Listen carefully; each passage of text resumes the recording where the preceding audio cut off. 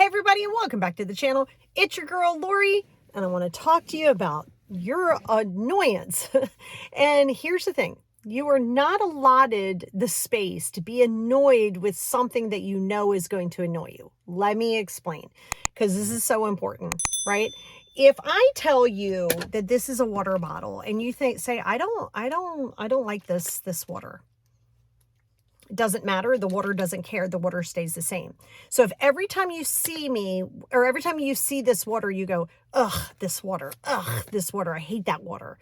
Well, it's not changing. You're allowing yourself to be like annoyed. You're allowing that, right? So remember, if you know what you're dealing with and then you want a different outcome and you keep expecting that different outcome, that again is the definition of insanity, right? Expecting the same thing, doing the same thing over and over again and expecting a different result. Well, that's never going to serve your best and highest good. All right. So you have to keep in mind and remember that, like, let's say you're like, oh my gosh, every time I talk to this person, I get off the phone and I'm annoyed.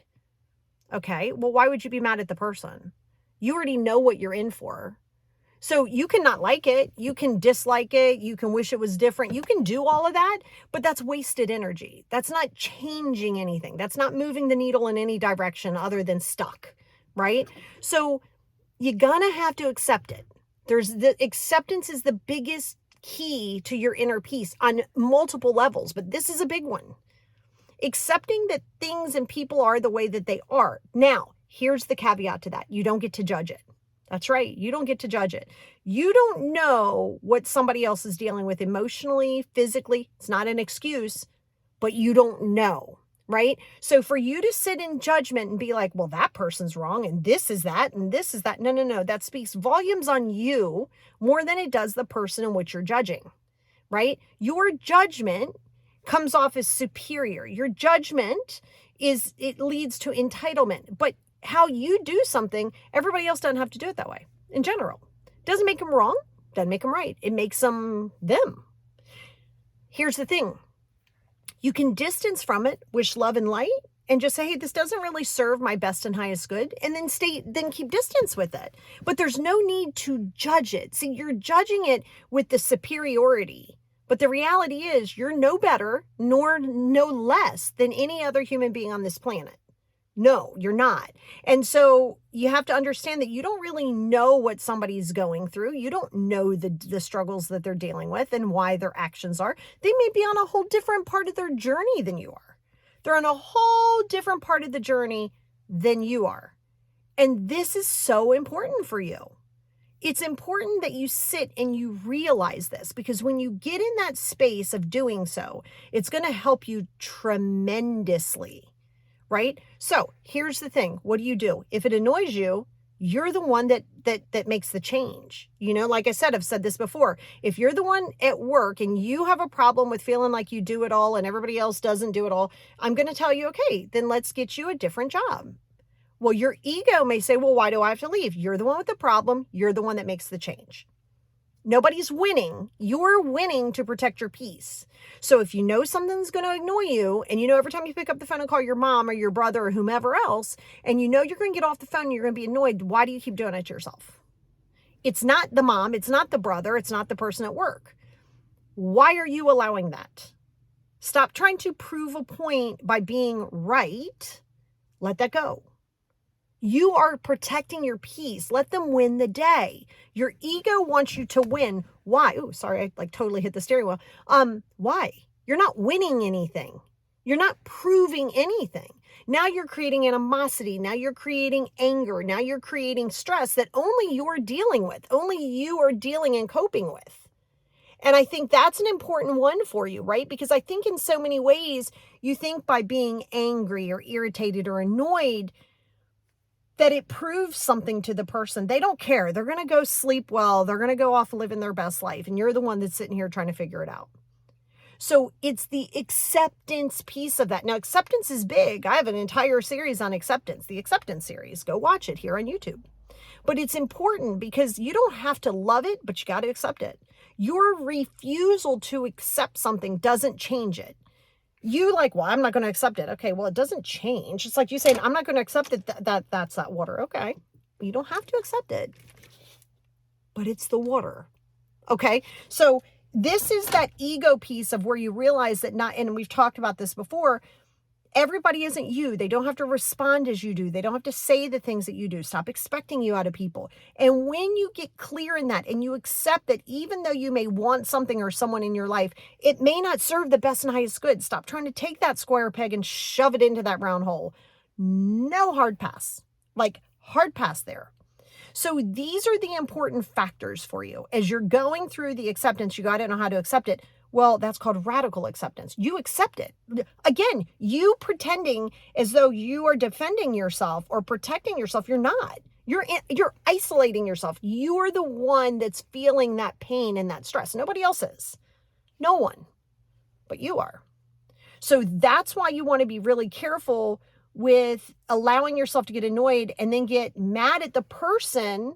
It's different if it's like some newbie and you're like, well, that's annoying, right? And you're like, oh, well, okay, I'm a little annoyed. That's fine. But if you keep talking to the same person, doing the same things, and you know it's going to annoy you, it's not that person. Stop saying, God, they annoy me so much. No, they do not. You allow them to annoy you so much. So it's a big difference. What you tolerate will continue. What you allow will continue. It's not that person. It's not that person. You know right now that if you get on the phone with somebody and you're like, oh my God, I'm going to be on the phone for like 3 hours. Well, first of all, you don't have to be. Like, why? What do you mean? You don't have to be on the phone for 3 hours. Well, every time I say I got to go, they just keep talking. Okay, click. Like you're not hanging up. You said, okay, I got to go. I'm going to let you go. I'm going to talk to you tomorrow. If they keep talking, click.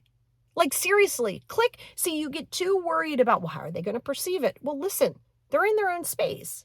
Stop worrying about how it's perceived. So when you get clear in that, then you're going to be at that space of emotional maturity. That's what emotional maturity is. I'm doing a whole podcast on emotional maturity. And yeah, a lot of us don't have it and we're not taught it. So you have to learn it along the way and you have to be willing to accept and appreciate that people are who they are. It doesn't make them wrong. When you're clear in that, that's where your emotional maturity starts to flourish. You start to flourish in that emotional maturity because you're not carrying those levels of expectation. And that's a really big one. That's like a big deal. So to allow yourself not to worry and carry on that emotional stress and strain, again, of knowing what you're dealing with, you're just kind of throwing yourself into the fire. Like you're making it harder for yourself. Don't make it harder for yourself. That's not going to serve your best and highest good, not even a little bit. Okay. So I want you to start practicing that. When you know, oh my gosh, I'm going to go talk to this person, it's going to create a problem, then don't do it. Now, sometimes you got to do things you don't want to do. That happens. So prepare yourself. Just go, okay, I'm not going to get mad at the person. I'm going to get irritated. I'm not mad at the person. Stop being angry with the person who's irritating you. You're the one that's going through that. Remember, your feelings are yours to process. Nobody else's. So again, that does come with emotional maturity, realizing, hey, I love this. I would love this person in my life. I'd love this person to be how I want them to be, but they're not, and it's not serving me or them. Well, it's going to be sad, but we're going to have to distance. Adult children, spouses, jobs, family members. Yes, nobody is like exempt here. Stop thinking that everybody gets this free pass because they're a family or they're this person. No, you are related. That does not make you family. You can be family. That's friend family, right? Family. You ever see like Friendsgiving is like a big deal with a lot of people that I know, right? So these are important factors for you. And I think it's going to really help you. I'm not saying you're going to love it, but that's your ego. When your ego gets bruised because it's not how you want it to be because of some unhealed trauma, ooh, it's going to rear its ugly head. And you're going to be like, but why? But I don't understand. But I'm annoyed. Like my mom annoys me. Well, stop messing with her. You know what you're dealing with. If you can't accept her for who she is, whether you like it or not, then you got to distance. Right? And don't be upset if somebody distance from you because you might not be serving their best and highest good either. It's not always just about how you may perceive it. It's also how they perceive it. A lot of times if you feel like they're toxic to you, you're very toxic to them too. So it makes the most sense for everybody to just dissolve, right? But that's going to come with emotional maturity, self-esteem, self-confidence, and the self-esteem and self-confidence, and we'll talk a little bit about that too, that comes from doing the things. And maybe I'll do that even tomorrow. Like that doesn't, you don't just get the confidence and then do the things. That's like, it's not real. That's not how you get confidence. So with that being said, let's work on the emotional maturity. If it's not serving you, if it feels stressful to you, and you have a choice to not do it, don't do it. If it's something like work where you're like, well, I gotta work. Yeah, you don't have to work there. And if you're the one with the issue, yes, you are the one that leaves. All right? Stop making it about, oh, they're winning and they're not. No, you staying, nobody's winning, especially you, right? So that's a good place to start.